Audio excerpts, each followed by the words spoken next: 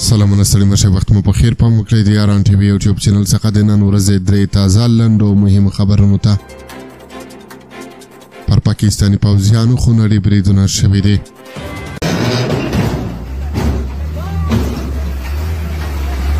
وینې چې دغه ګاډی مجاهدینو بیخي روغ جوړ له غنایمو څخه ډاک نیولی ده او دا یې دا نور موټر دی.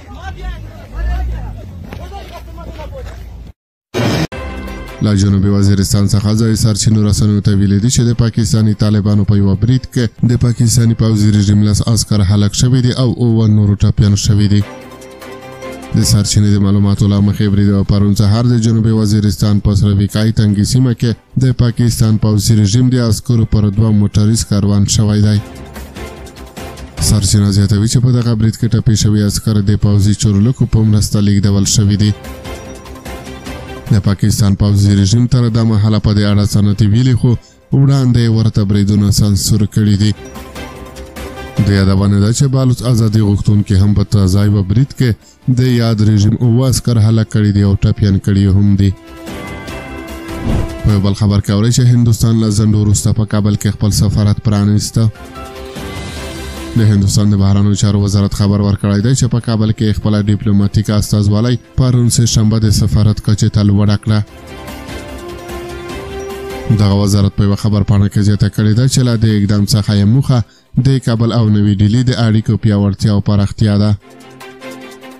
د هندوستان د بهرنیو چارو وزارت په خبرپاڼه کې راغلي کابل کې د هندوستان سفارت په بېلابېلو برخو کې د افغانستان له خلکو سره د همکاریو د پراختیا په موخه خپل فعالیتونه زیات کړي دي.